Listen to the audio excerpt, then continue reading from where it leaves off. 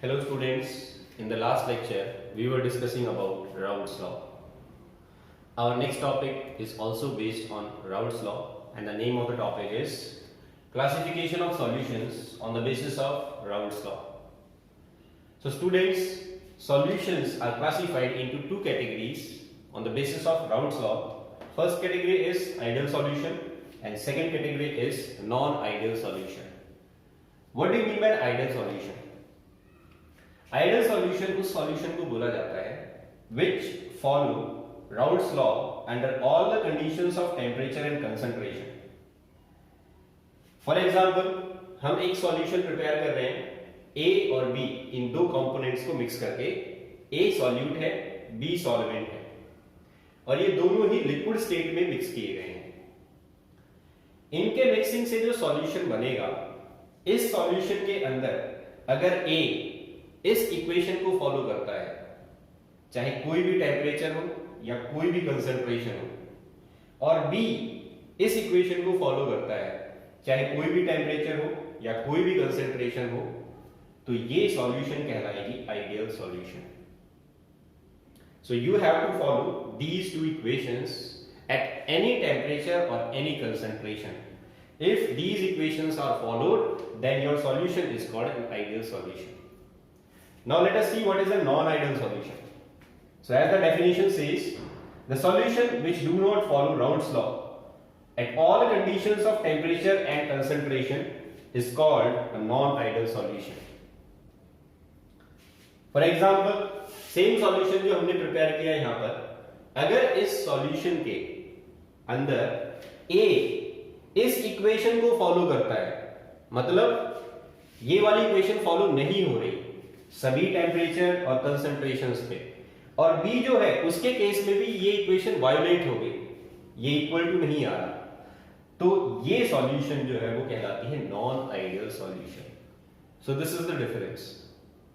जो भी solution in equations को फॉलो करती है that is an ideal solution at any temperature और any concentration, whereas those solutions which do not follow this equation at any temperature or any concentration is said to be a non-ideal solution. Now first of all we will discuss in detail about ideal solution. अब हम ideal solution को जो है वो थोड़ा सा detail में पढ़ते हैं. यहाँ पर ये definitions आप नोट कर लेना. How we will identify whether the solution that we are preparing is an ideal solution or non-ideal solution. So I am writing down a few characteristics of ideal solution. Characteristics of ideal solution.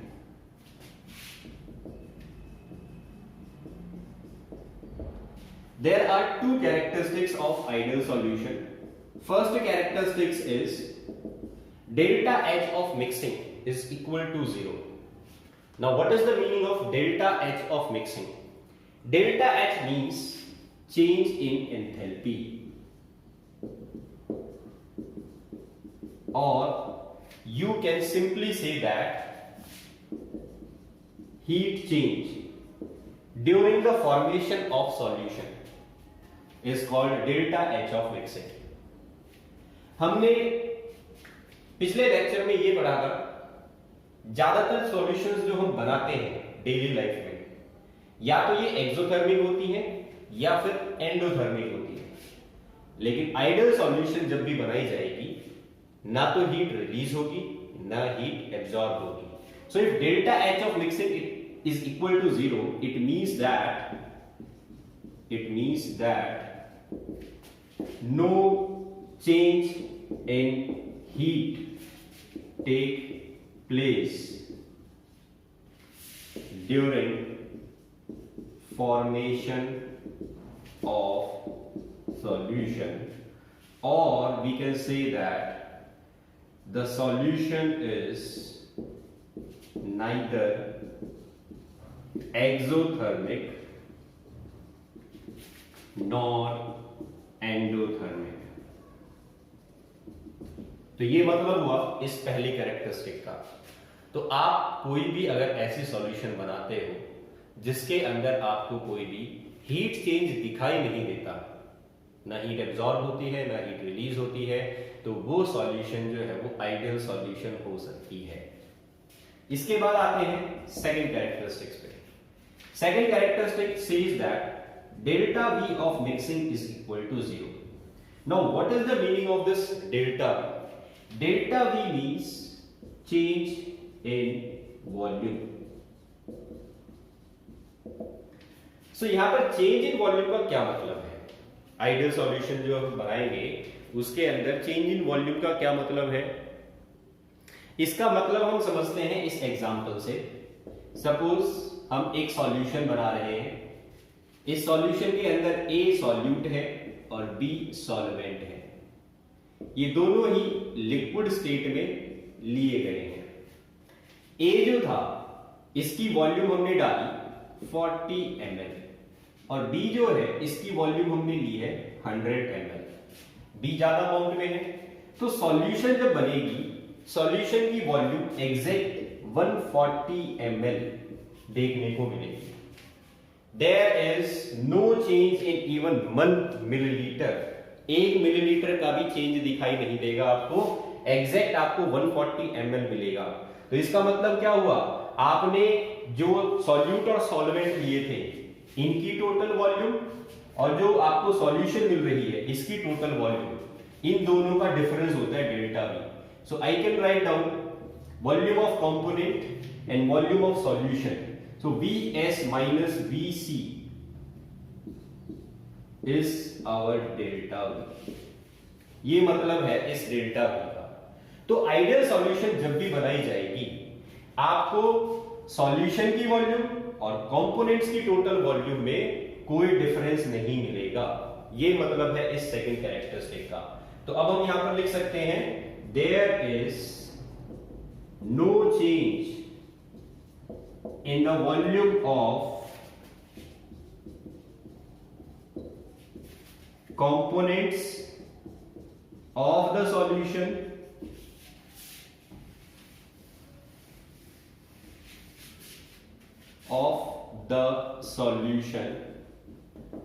and volume of the solution। तो ये दो characteristic अगर किसी solution के अंदर follow हो रही हैं तो उस सॉल्यूशन को बोला जाता है आइडियल सॉल्यूशन। अब क्या ऐसी सॉल्यूशंस प्रैक्टिकली पॉसिबल हैं? क्या हम आइडियल सॉल्यूशंस जो हैं वो देखते हैं अपने सराउंडिंग के अंदर? तो बच्चों यहां पर एक पॉइंट आप नोट कर लेना और इसको याद रख लेना। जैसे आइडियल गैस एक हाइपोथेटिकल कंसेप्ट था, इसी तरीके से आइडियल सॉल्यूशन भी एक हाइपोथेटिकल कंसेप्ट है। Ideal solutions do not exist practically. Ideal solutions हमें प्रैक्टिकली देखने को नहीं मिलेगी, but a few solutions can behave as ideal solution if their concentration is very low। कुछ सॉल्यूशंस आपको आइडियल सॉल्यूशंस की तरह बिहेव करती हुई दिख जाएंगी। कब? जब उनकी कंसंट्रेशन जो है वो क्या हो, काफी कम हो, तब हमें कुछ सॉल्यूशंस का बिहेवियर आइडियल सॉल्यूशन के जैसा देखने को मिलेगा। तो ये पॉइंट आपको नोट करना है, इसको आपको याद रखना है। अब हम चलते हैं इसके कॉज पे। इसका कॉज क्या है? आइडियल सॉल्यूशन के अंदर जो दो कैरेक्टरिस्टिक्स हमें देखने को मिलते हैं, delta H of mixing is equal to 0 and delta V of mixing is equal to 0। The cause of this behaviour in an ideal solution, it comes from the intermolecular interaction between solute and solvent। इसके cause में बच्चों हमें ये दिखाई देगा, if the interaction between A and B is same as interaction between A and B, then such type of solutions are ideal solutions। तो हमने जो दो कैरेक्टरिस्टिक्स देखी, delta H of mixing zero आता है आइडियल सॉल्यूशन के case में, और डेल्टा बी ऑफ मिक्सिंग जो है ये भी जीरो आता है आइडियल सॉल्यूशंस के केस में। ये इसके पीछे का रीजन होता है इंटरेक्शन। इंटरेक्शन जो हम दो सॉल्यूट और सॉल्वेंट को मिक्स करने जा रहे हैं, ए और बी को हमने मिक्स किया सॉल्यूशन बनाने के लिए, तो ए जो है वो हमारा लिक्विड स्टेट में हमने लिया था, ये भी हमने लिक्विड स्टेट में लिया था। तो इस लिक्विड के अंदर इसका एक मॉलिक्यूल दूसरे मॉलिक्यूल के साथ जो इंटरेक्शन रखेगा, और इसका एक मॉलिक्यूल दूसरे मॉलिक्यूल के साथ जो इंटरेक्शन रखेगा, जब ये आपस में मिक्स हो जाएंगे और सॉल्यूशन बना लेंगे, तो सॉल्यूशन के अंदर क्या होगा, ए और बी के बीच में नया इंटरेक्शन बनेगा। ये जो नया इंटरेक्शन बन रहा है ये बिल्कुल वैसा ही इंटरेक्शन है जैसा कि ए के बीच में और बी के बीच में इंटरेक्शन था। तो इस तरीके का बिहेवियर हमें देखने को मिलता है इंटरमॉलिक्यूलर इंटरेक्शन के अंदर एक आइडियल सॉल्यूशन में, क्योंकि बिल्कुल सेम वैसा ही बॉन्ड बन गया जैसा इन्होंने यहां पर तोड़ा है। इस वजह से यहां पर कोई भी एंथैल्पी चेंज नहीं होता। डेल्टा एच ऑफ मिक्सिंग जो है वो डिपेंड करता है बॉन्ड के टाइप पे। जैसा बॉन्ड तोड़ रहे हो वैसा ही बॉन्ड बना रहे हो, तो डेल्टा एच ऑफ मिक्सिंग जो है वो क्या रहेगा, जीरो रहेगा। पहली बात। दूसरी बात, डेल्टा वी ऑफ मिक्सिंग जो है वो जीरो कैसे आता है, तो यहां पर देखो बच्चों, एक और तुम्हें पॉइंट बता देता हूं। इसके एग्जांपल्स देखो आप।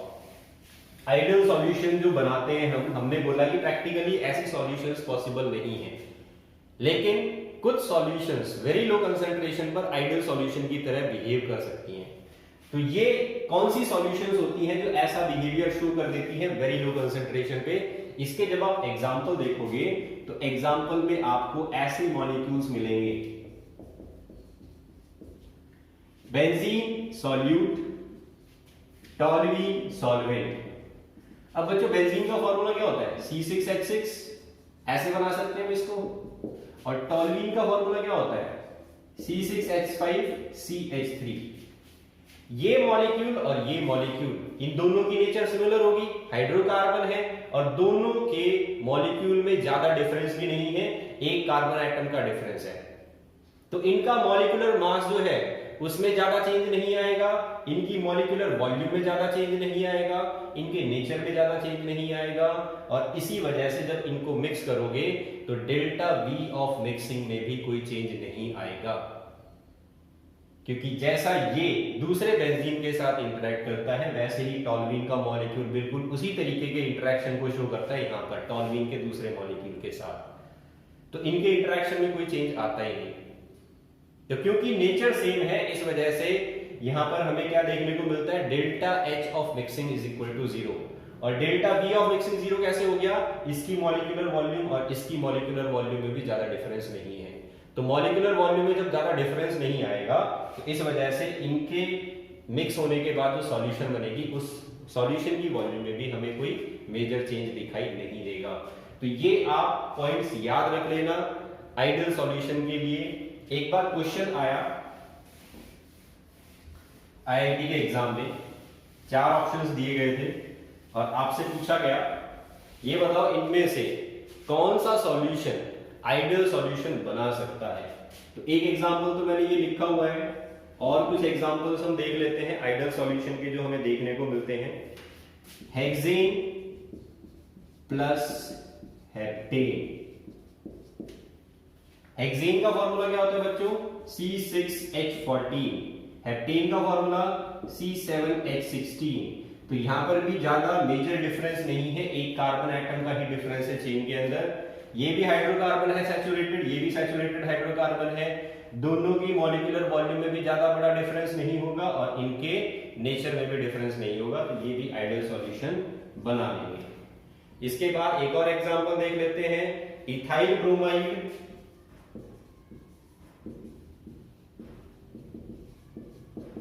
Plus ethyl chloride.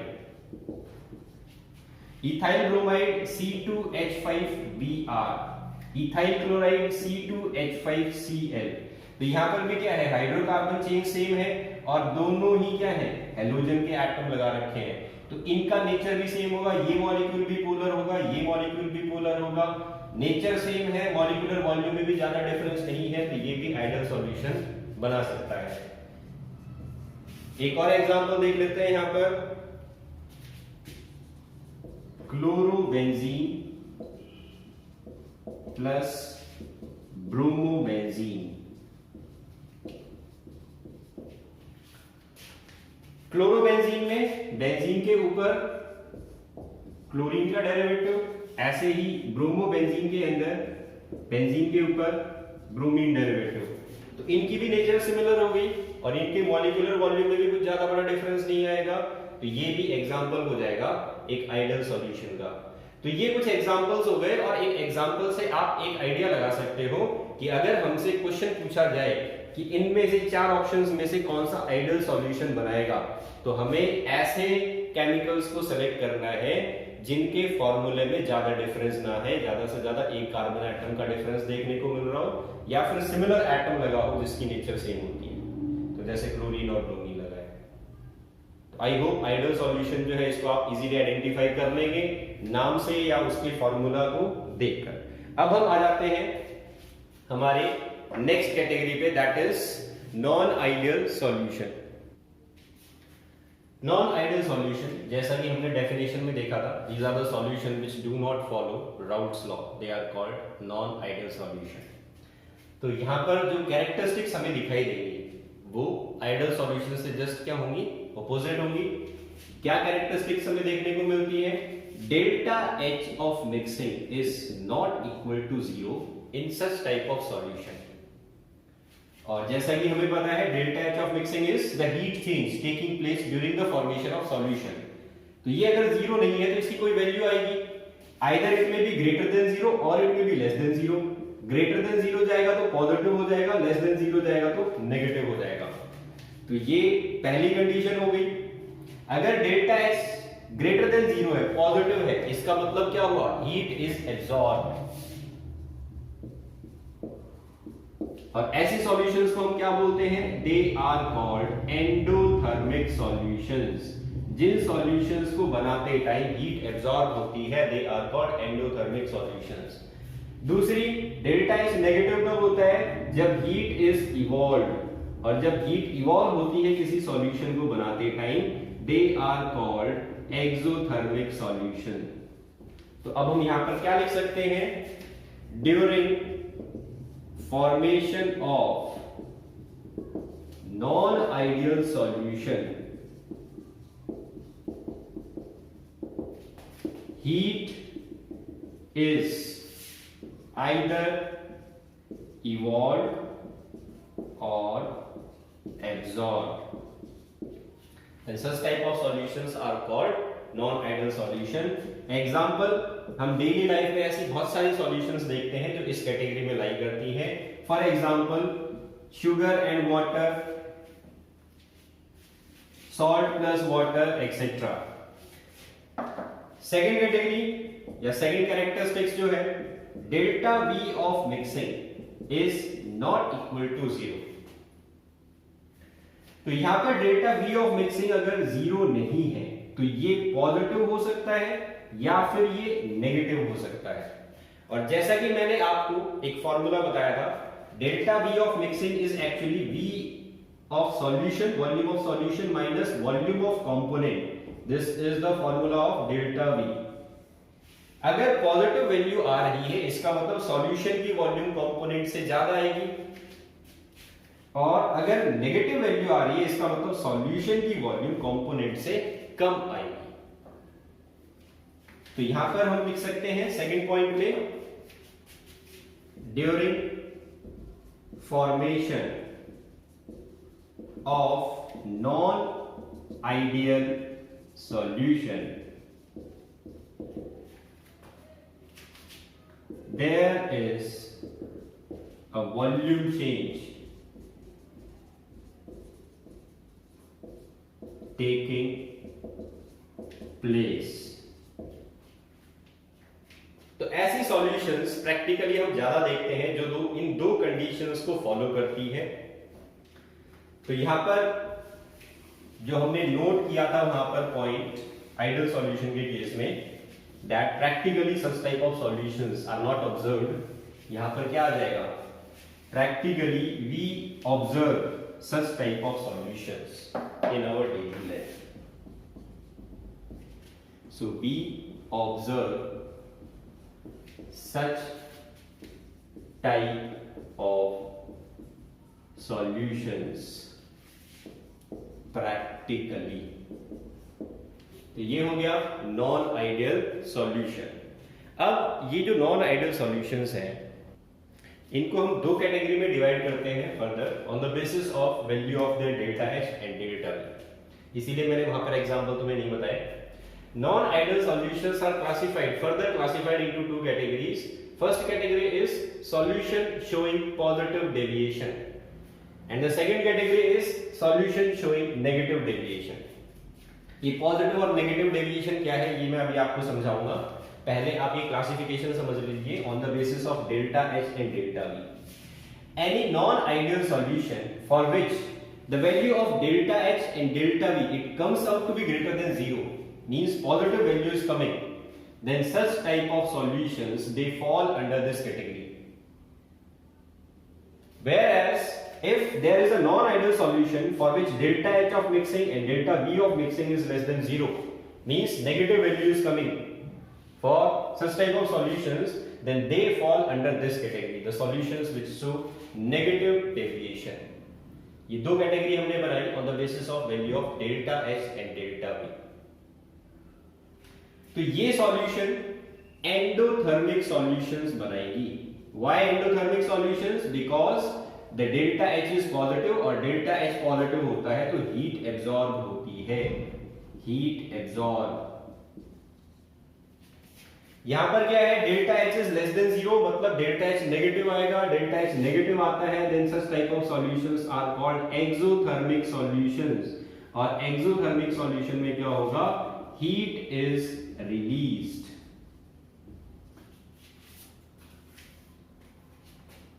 इसका रीजन देख लेते हैं कि ये सॉल्यूशन जो है वो एंडोथर्मिक सॉल्यूशन क्यों बना रहा है और ये एक्सोथर्मिक सॉल्यूशन क्यों बना रहा है। इसके पीछे रीजन जो है या कह लो कॉज है intermolecular interaction between the solute and solvent. यहां हमें देखने को मिलता है interaction between A, B is weaker than interaction between AA and BP। ये सॉल्यूशंस जो पॉजिटिव डेविएशन शो करती है, इनके अंदर सॉल्यूट और सॉल्वेंट को मिक्स करने के बाद जो इंटरमॉलिक्यूलर इंटरैक्शन बनेगा नया, वो इंटरैक्शन वीकर होगा सॉल्यूट और सॉल्वेंट के इंटरैक्शन से।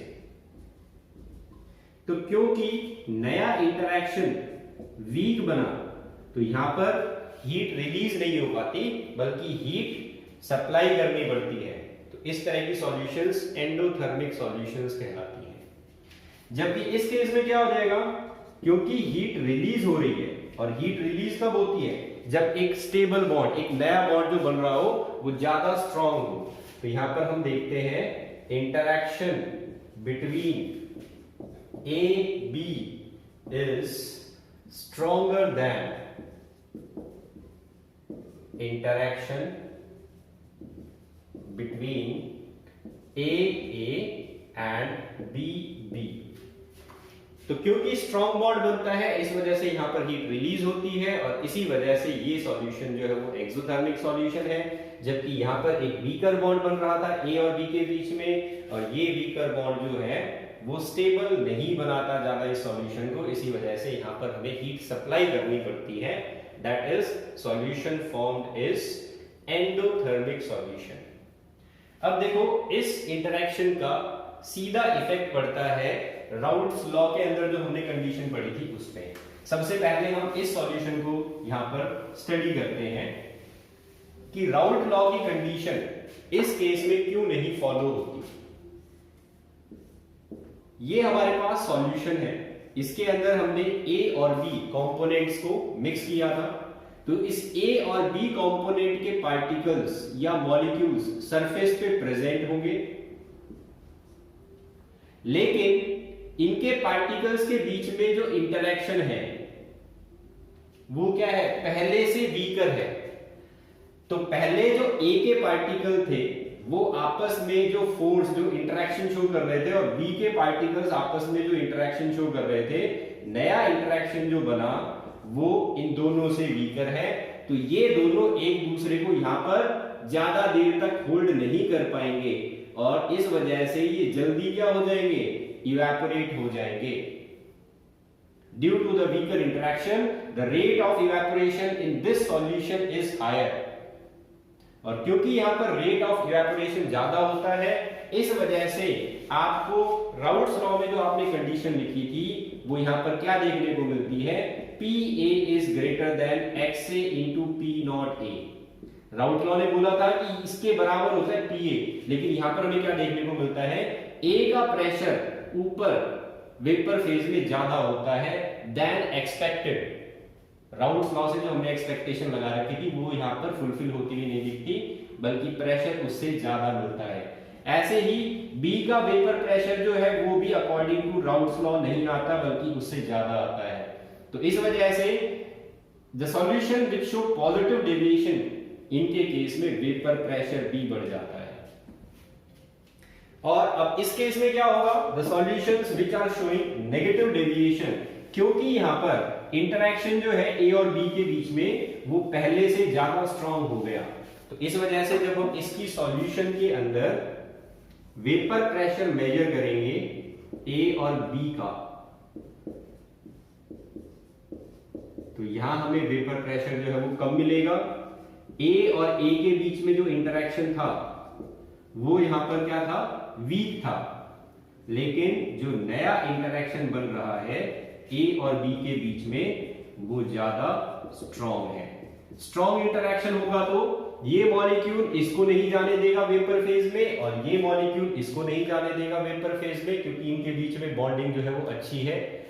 तो इस वजह से इनका वेपर प्रेशर जो है वो घट जाएगा, और इनके केस में यही कंडीशन अब क्या हो जाती है, PA is less than XA into P naught A।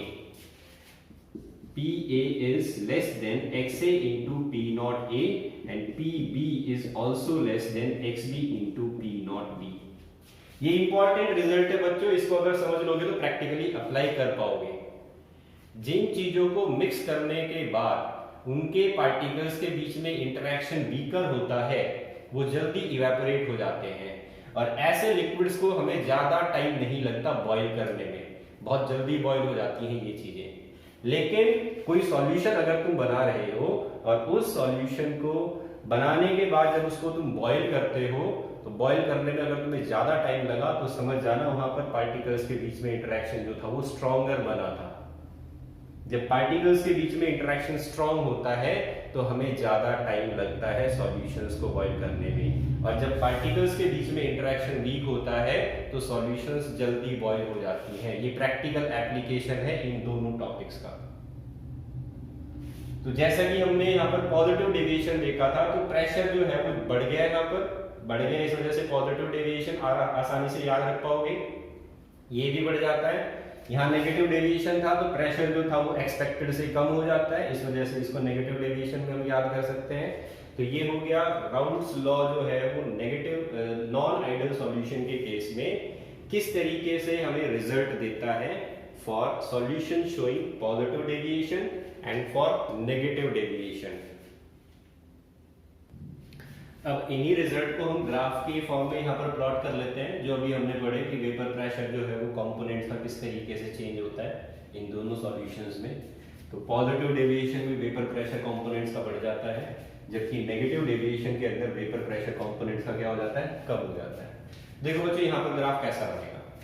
कल हमने ये पढ़ा था कि जो आइडियल सॉल्यूशन बनती है, इस आइडियल सॉल्यूशन के अंदर ये कंडीशन सेटिस्फाई होती है, और इंडिविजुअल कंपोनेंट PA वाली लाइन और PB वाली लाइन इस लाइन को फॉलो करते हैं, तो एक स्ट्रेट लाइन ग्राफ बनता है आइडियल सॉल्यूशन के केस में। लेकिन जैसा कि हमने अभी यहां पर देखा कि इंटरमॉलिक्यूलर इंटरेक्शन जो है वो सेम नहीं है, किसी में ज्यादा स्ट्रॉन्ग है, किसी में वीक है। तो अब इसका सीधा इफेक्ट किस पे आ रहा है? वेपर प्रेशर पे आ रहा है। और वेपर प्रेशर जो है ये कंबाइन करके क्या निकालता है? सॉल्यूशन का वेपर प्रेशर टोटल। तो P solution is equal to PA plus PB। लेकिन अब जो है क्योंकि हमारा इंटरेक्शन वीकर है पहले से, तो इस वजह से आइडियल सॉल्यूशन की लाइन यहां पर आती, लेकिन हमारा इंटरेक्शन वीकर है तो इससे क्या हो जाएगा? वेपर प्रेशर बढ़ेगा। तो बढ़ेगा तो ये लाइन ऊपर की तरफ क्या होगी? बेंड हो गई। तो ये जो लाइन आ रही है ये अब सॉल्यूशन का वेपर प्रेशर बता रही है।